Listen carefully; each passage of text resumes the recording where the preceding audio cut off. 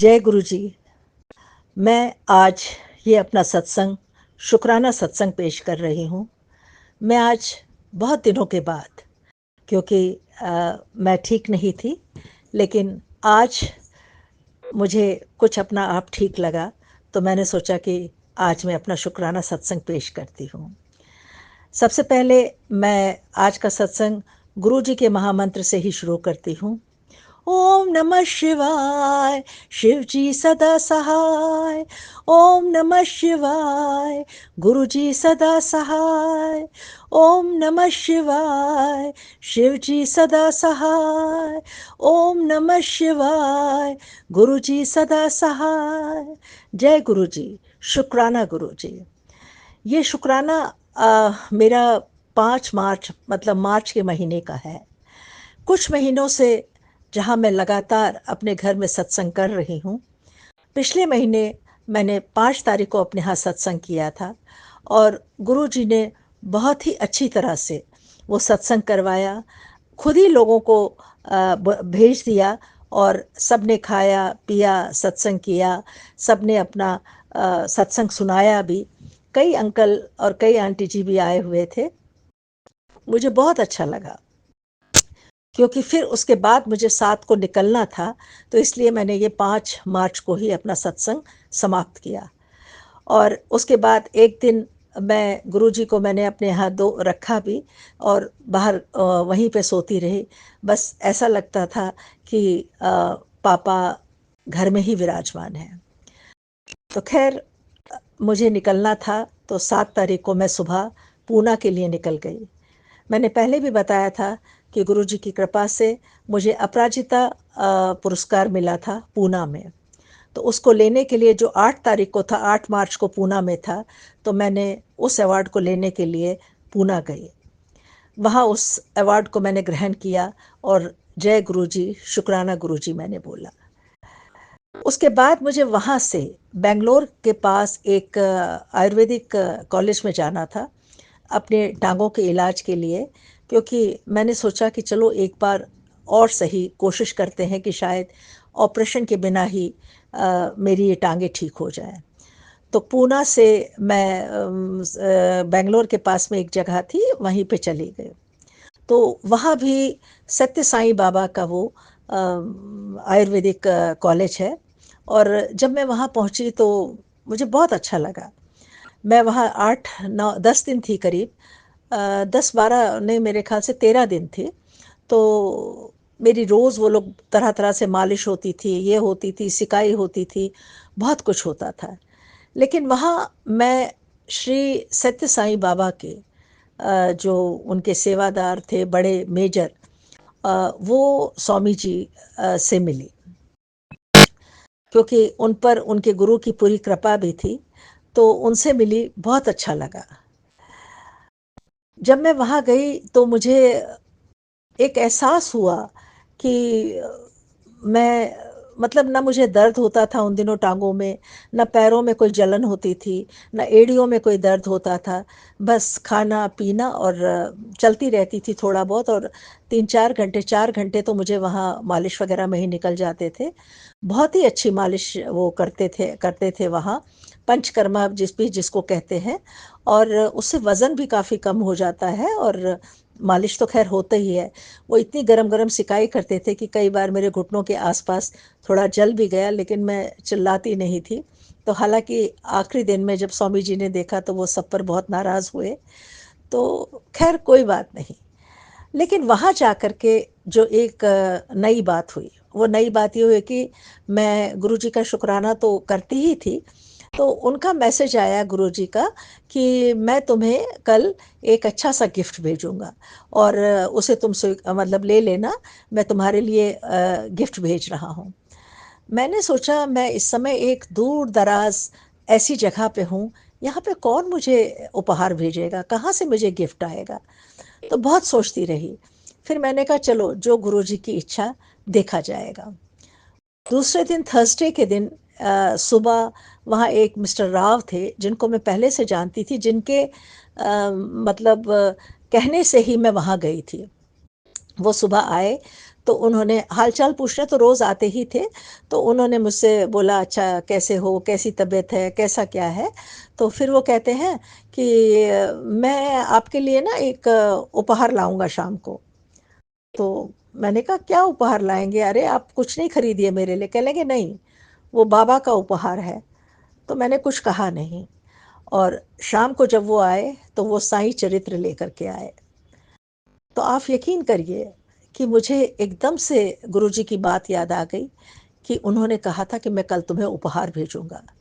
क्योंकि गुरुजी भी साईं बाबा, शिरडी बाबा सभी की किसी की भी पूजा करने से तो नहीं इनकार करते हैं और उन्होंने उस रूप में आकर के मुझे उस जंगल जैसे आयुर्वेदिक कॉलेज में अपना दर्शन दिए। तो मैंने उस किताब को, पुस्तक को, साईं चरित्र को स्वीकार किया और वो भी कहने लगे मेरे पास सिर्फ़ एक ही किताब थी, तो मेरे दिमाग में ख़्याल आया कि ये मैं आपको दे दूँ। तो मुझे बेहद खुशी हुई और रोज़ सुबह वहाँ मोरों की आवाज़ आती थी, वहाँ बहुत सारे मोर थे, तो उनकी आवाज़ आती थी और बहुत अच्छा लगता था। तो कहने का मतलब ये है कि गुरुजी ने उस दूर-दराज़ की उस जगह में भी मुझे अपना उपहार भिजवा ही दिया और मैं बहुत खुश थी। आज मैं एक चीज़ और भी कहना चाहूँगी अ, अपने सभी सत्संग वासियों से और सभी अंकल जी, आंटी से कि मेरे पिताजी की मृत्यु बहुत जल्दी हो गई थी। तब मैं बहुत छोटी थी। लेकिन जाने क्यों मेरे दिल में एक हमेशा ये एक खाली जगह होती थी, काश मेरा बाप होता, काश मेरा पापा होता, तो मैं ये करती, मैं वो करती। शायद मैं जो आज कर पाई हूँ, किसी के आशीर्वाद से, किसी के उससे या मैं अपनी माँ के प्रयत्नों से शायद न भी कर पाती। लेकिन मैं पापा की वो भूख मेरे दिल में हमेशा से थी। और कई बार मैं जैसे कोई बुज़ुर्ग थे या कुछ थे, उनको कहने की कोशिश भी करती थी, जैसे चाचा वग़ैरह होते हैं उनको भी। लेकिन वो सिर्फ़ नाम मात्र का जिसको कहना चाहिए कि बोलने, सुनने तक ही रहता है। लेकिन ना वो कभी पापा एहसास करते हैं, ना वो पापा की तरह कोई ड्यूटी निभाते हैं, तो फिर मैं कभी किसी को कहती ही नहीं थी। लेकिन जब मैं बैंगलोर के पास उस आयुर्वेदिक कॉलेज स्थित साईं वो वहाँ गई, श्री परिपूर्णा उस आयुर्वेदिक कॉलेज का नाम है। तो वहाँ स्वामी जी ने जब मुझे बुलाया पहली बार, तो मैं गई, मैंने उनको प्रणाम किया, सब कुछ किया। तो उन्होंने भी बहुत अच्छे से आशीर्वाद दिया, बहुत अच्छी तरह से बात करी और उन्होंने के मुँह से पहली बार उन्होंने मुझे बेटी करके संबोधित किया। आप यकीन नहीं करेंगे 2 बार मैं ध्यान से सुनती रही, उन्होंने फिर से कहा, "बेटी तुम ठीक हो जाओगी, चिंता मत करो।" तो मेरे जो वर्षों की भूख थी वो वहाँ जाके पूरी हुई और उसके बाद उन 2-3 दिन के बाद ही कुछ और मैसेज आया तो उसमें भी उन्होंने लिखा कि योर पप्पा और मुझे बेटी करके उन्होंने लिखा। तो कहने का मतलब ये है कि गुरुजी ने स्वामी जी के रूप में मुझे उस पप्पा का एक दर्शन दिया और वो जो भूख बचपन से थी, उसको भी पूरा किया। और जब मैंने उनको 10-12 दिन के जब मैं वहाँ से 23 तारीख को 24 तारीख को मैं निकली थी वहाँ से क्योंकि 10-12 दिन 14 दिन हो गए थे, तो वहाँ से मैं निकलने लगी तो मैं 2 दिन पहले जब टिकट कर रही थी, तो मेरे दिमाग में आया कि चलो अब वापस चलें क्योंकि शिवरात्रि थी, तो शिवरात्रि पे घर पहुँचना भी बहुत ज़रूरी था। क्योंकि हमारे यहाँ शिवरात्रि सबसे बड़ा त्योहार होता है और हमारी शिवरात्रि 3 दिन की तो मेन पूजा ही होती है और टोटल शिवरात्रि पूरा ये महीना हम लोग शिवरात्रि का ऐसे मनाते हैं जैसे लड़के की शादी हो रही होती है। पहले दिन से जैसे गुरुजी आता है वो गायत्री का फ़ोटो देते हैं ये है, तो वो असली इस बात का अभिप्राय होता है कि वो लड़की की शादी का न्योता देने आए होते हैं। तो तब से हमारे यहाँ शादी की तैयारियाँ शुरू हो जाती हैं, लड़कियाँ मायके आती हैं, खाती हैं, पीती हैं, नहाती हैं, नए कपड़े पहन के जाती हैं। फिर शिवरात्रि पे सब लोग द्वादशी को पूजा करते हैं, हम लोग द्वादशी से ही पूजे थे, बाकी लोग त्रयोदशी को होती है। तो 3 दिन तक हमारे यहाँ मावस तक पूजा होती है और हमारे यहाँ पूजा जो होती है, वो अखरोटों की होती है। तो हम लोग शिव का कलश, पार्वती जी का कलश, भैरव का कलश, उसके बारातियों का कलश, सबके बर्तन के रूप में बनाते हैं और उसमें अखरोटों को डालते हैं। उन्हीं को सजाते हैं, संवारते हैं, टीका लगाते हैं, चांदी वर्क लगाते हैं, फूलों से सजाते हैं, बहुत सुंदर तरीके से सजाते हैं। और जो भी खाना उस दिन बना होता है वो सब उनको खिलाते हैं। और दूध दही से अलग से शिव जी का नहाते हैं, ये सारा करते हैं। अब आपको शायद हैरानी होगी कि हम अखरोट की पूजा क्यों करते हैं। कश्मीर में फरवरी के महीने में बर्फ़ होती है, चारों ओर तरफ बर्फ़ ही बर्फ़ होती है। ऐसे टाइम में अखरोट की पूजा करना, और वो भी शिवरात्रि पे। तो मैं आपको बताऊं कि अखरोट के अंदर 4 गिरियां होती हैं, जो 4 वेदों का प्रतीक है। 4 वेदों का प्रतीक होने के कारण हमारे यहाँ द्वादशी के दिन जब पूजा करते हैं तो घर का जो बड़ा होता है वो अमावस तक अंतर्ध्यान हो जाता है। तो अंतर्ध्यान होना अ, सबके बस की बात नहीं है। तो ये वही तो करेगा जिसमें इतना तपबल हो। तो हमारे यहाँ कहा जाता था कि जिसे 4 वेदों का ज्ञान होगा उसी में इतनी शक्ति होती है कि वो अमावस तक अपने आप को अंतर्ध्यान रख के उसी में लीन रह सकता है। तो इसलिए अखरोटों की पूजा होती है, वरना न तो उस समय अखरोट उगते हैं, न कटते हैं, न कुछ होता है। तो खैर ये अखरोटों की 3 दिन पूजा होती है, उनका रोज़ पानी बदला जाता है, उनको नया पानी डाला जाता है, उनको फिर से भोजन आदि खिलाया जाता है, सब किया जाता है। और ये 3 दिन जो होता है ये ऐसा होता है कि पार्वती जी की बारात आई होती है, उसको 3 दिन ठहराया जाता है। मावस के दिन इसको विदा किया जाता है। तो मावस के दिन जो घर की बड़ी महिला होती है वो शिव जी का कलश अपने कंधे पे लेकर के दरवाजे पे जाती है। तो बाहर वो एक कोई आदमी बाहर जाता है, वो ठक ठक करता है कि वो कहता है कौन है। वो कहता है मैं राम ब्योर हूँ। तो कहता है क्या करने आए हो, क्या है काम तुम्हारा। वो कहता है मैं आप सब के लिए धन दौलत, इज्जत, मान, शोहरत, सुख, शांति लेकर आया हूँ। तब वो उसे खोलती है और तब वो अंदर फिर से आती है और फिर से वो अखरोट के फिर तोड़ते ओड़ते हैं, उसको प्रसाद खाते हैं। और चावल के आटे की रोटी इस त्योहार का एक मुख्य आकर्षण होता है। छोटे छोटे चावल के आटे की रोटियां बनाना, वो रोज़ बनती हैं और उसको खाया जाता है और उस समय बहुत अच्छा लगता है। फिर उसके बाद अमावस से लेके अष्टमी तक ये अखरोट सबको बांटे जाते हैं। ये गीले गीले अखरोट होते हैं और सबको, जितने भी आपके जानने वाले होते हैं, लड़कियां होती हैं, बहुएं होती हैं, आपके रिश्तेदार होते हैं, सभी को बांटा जाता है। और अष्टमी के बाद फिर नहीं बांटा जाता है। तो ये तो था शिवरात्रि का ये है। तो खैर अब हम अपने पिछले मुद्दे पे चलते हैं कि जब हम बेंगलोर से चलने लगे तो मैं टिकट कर रही थी। तो मेरी जो पहली टिकट ही दिखाई दी वो प्रयागराज से होती हुई दिखाई दी। तो मुझे एकदम से मतलब ख्याल आया, अरे ये तो बहुत अच्छा है, चलो चलते हैं प्रयागराज से होते हुए जाएगी, चलो नमन कर लेंगे उससे। तो मैंने वही टिकट कर ली और ये भी नहीं देखा कि वहाँ हॉल्ट कितनी देर का है। जब मैंने प्रयागराज की टिकट करी 24 तारीख को, मैं तो चली, हमारी फ़्लाइट पहले कलकत्ता गई और कलकत्ता से फिर हम प्रयागराज पहुँचे। प्रयागराज में काफ़ी लंबा हॉल्ट था, 10 घंटे का। तो जब मैंने वो करा, ऐसे बैठी थी, तो मेरे दिमाग में आया कि मैं क्यों ना नहा के आ जाऊं। और क्योंकि इस सारे अभियान में तो वैसे ही हो गया था, टाइम हो गया था। तो मेरे दिमाग में आया कि हमारे वहाँ जो एक दो जान पहचान के हैं उनका तो टेंट लगा है यहाँ, चलो मैं उनको भी फ़ोन करती हूँ। उन्हें जब मैंने फ़ोन वोन किया तो उन्होंने कहा अरे आ जाओ बहन जी, माता जी आप यहाँ आ जाओ, ऐसे करो वैसे करो। तो मेरी और हिम्मत बढ़ गई। अब मैं जब बाहर वहाँ से निकली तो टैक्सी स्टैंड पे गई, मैंने उनसे कहा गंगा घाट। तो उन्होंने मुझे बोला पता नहीं कौन सा चौराहा। मैंने सोचा ये शायद गंगा घाट के पास कोई चौराहा होगा। और मैंने उसको पैसे दे दिए, 1100 रुपये की कुछ उसने लिए और उसने थोड़ी सी दूर पे जाके चौराहे पे मुझे छोड़ दिया। तो मैं जब वहाँ पे चौराहे पे खड़ी थी तो वहाँ पे एक कूड़ा वाला खड़ा बैठा हुआ था। तो वो बोलने लगा आपको माता जी कहाँ जाना है। मैंने कहा भैया मुझे नहाने के लिए जाना है। और क्योंकि 26 तारीख का लास्ट स्नान था, शिवरात्रि का स्नान था, तो बहुत भीड़ भी आ रही थी। तो कहने लगे आप कैसे जाओगी, आपके पास अटैची भी है और आप कैसे जाओगी इतनी दूर। हमने कहा यहाँ से जाने का कुछ ऑटो वोटो कुछ नहीं मिलेगा। कहते हैं कहाँ मिलेगा माता जी, चलो मैं आपको एक बात बताता हूँ, ये यहाँ मोटरसाइकिलें चलती हैं, आप मोटरसाइकिल पे चली जाओ और आप अच्छी तरह से पहुँच जाओगी। तो इतनी देर में एक मोटरसाइकिल आया, उसने उससे बात करी, ये करा, उसने पता नहीं क्या कहा, वो 50 रुपए पे वो अटका रहा, वो भी अटका रहा, वो नहीं, इतने में एक और आया साइकिल वाला, एक मोटरसाइकिल वाला।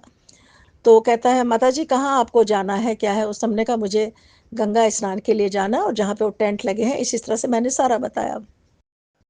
तो कहने लगे मेरा घर उधर ही है और मैं जा रहा हूँ। तो मैंने कहा अच्छी बात है फिर तो मैं बैठ गई मोटरसाइकिल पे और उसने आगे अटैची को रखा और मुझे वो लेके चला। जब मैं बैठी थोड़ी दूर आगे जाते ही उसने मुझे बोला माता जी आप, पता नहीं, मैं जब जा रहा था तो मुझे ऐसा आदेश आया कि वहाँ पे वो माता जी खड़ी है, उसको उठा लो और उसको लेके चलो। तो मुझे कुछ समझ नहीं आया, मैं तो वैसे ही आ गया आपको करने के लिए। तो मैंने जय गुरु जी, शुक्राना गुरु जी करा कि गुरु जी ने मेरा बंदोबस्त कर दिया। 11:30 बजे रात के हो गए लेकिन मुझे वो जगह नहीं मिल रही थी। तो खैर किसी तरह मैंने उनको फ़ोन वोन किया तो उन्होंने कहा आप यहाँ पे आ जाओ तो हम वहाँ से आपको ले लेंगे। इतनी देर में मेरे मोबाइल का चार्ज भी ख़त्म हो गया। अब कुछ समझ नहीं आ रहा था क्या करूं, और पैर इतने मेरे दुख रहे थे, टांगों में भी बहुत दर्द हो रही थी। तब वहाँ पे एक पुलिस वाला था, उसने बोला यहाँ पे शौचालय है, आप वहाँ जाइए और वहाँ पे आप रिचार्ज कर लीजिए। तो मैंने उस लड़के को कहा तुम अटैची देखो मैं यहाँ से रिचार्ज करा लेती हूँ। तो थोड़ा सा फ़ोन रिचार्ज हुआ तो उसको फ़ोन किया तो वो थोड़ी देर में मुझे लेने के लिए आ गए। तो खैर उन्होंने कहा चलिए वहाँ पे है, तो हम उनके घर करीब 12 12:30 तक जाके जब पहुँचे तो वहाँ पे टेंट वेंट कुछ लगा हुआ था। तो हम अंदर घुसे, ठंड भी बहुत लग रही थी। तो उन्होंने बहुत अच्छी कंबल मुझे वगैरह दी, उन्होंने कहा आप कुछ खा लीजिए, हमने कहा नहीं कुछ नहीं खाना है। कह लेंगे चाय पी लीजिए, तो उन्होंने मुझे दूध का गिलास दिया और मैं वो पी करके सो गई। सुबह मैं जब उठी फिर से तो मैंने देखा कि उनकी माताजी जो हैं वो मोटरसाइकिल पे जा रही हैं नहाने के लिए। तो मैंने उनको प्रणाम किया क्योंकि मैं उनको जानती थी। तो वो वैसे वृंदावन के हैं लेकिन वो बॉम्बे में अक्सर आते रहते हैं। तो मैंने उनको प्रणाम किया, सब कुछ किया। तो मैंने कहा कल माता जी रोज जाती हैं ना गंगा स्नान करने के लिए, तो वो मोटरसाइकिल पे ही जाती हैं। हमने कहा अच्छा। तो थोड़ी देर में मैं भी उठी और उस दिन एकादशी थी और एकादशी का मेरा व्रत था। तो जाने अनजाने में जो मैंने सोचा भी नहीं था कि एकादशी के दिन मुझे स्नान करने का मौका मिला। तो जब उनकी माताजी वापस आ गई, सब कुछ हुआ, तो कहने लगी आप भी बहन जी चली जाओ और आप भी स्नान करके आ जाओ। तो वो लड़का बोला माताजी पैदल कहाँ चलोगी, चलो आप भी मोटरसाइकिल पे चलो, मैं आपको स्नान करा के लाता हूँ। तो उसने मुझे मोटरसाइकिल पे बिठाया और कई घाटों पे गया, जहाँ पे एक जगह बहुत कम भीड़ थी वहाँ पे उतार दिया और कहा आप नहा लो यहाँ पे। तो मैंने खूब अच्छे से डुबकियाँ लगाई, खूब नहाया, खूब अच्छे से किया। फिर गंगा किनारे बैठ के अन्नदान ये सब वो सारा भी करती रही और फिर उन्हीं गीले कपड़ों में मैं वापस आ गई। तो घर आकर के फिर मैंने कपड़े बदले बदले और फिर मैंने एकादशी का, उनका भी व्रत था, तो मैंने भी वहाँ पे खाया पिया सब कुछ किया।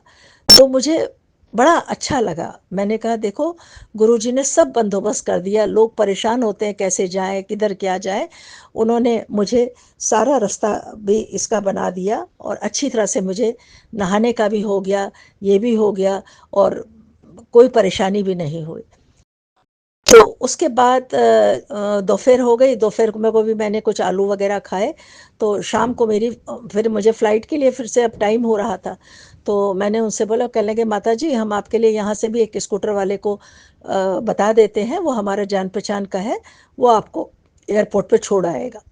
मैंने वो खाना खाया और उसके ऑटो मतलब मोटरसाइकिल पे बैठ गई। तो नॉर्मली मैं ऐसे साइड से बैठती थी तो माता जी बोले कि नहीं आप एक पाँव इधर डालो एक पाँव इधर डालो और बैठो आराम से। तो खैर हमने उनका कहना माना, मैं वैसे ही चली आई। तो करीब घंटा डेढ़ घंटा लगा और मैं एयरपोर्ट पहुंच गई। एयरपोर्ट में जाके फ़्लाइट फिर से डिले थी, तो मैं वहीं पे बैठी रही अंदर और फिर फ़्लाइट चल पड़ी और मैं बड़ी राजी खुशी से अच्छी तरह से बॉम्बे पहुंच गई।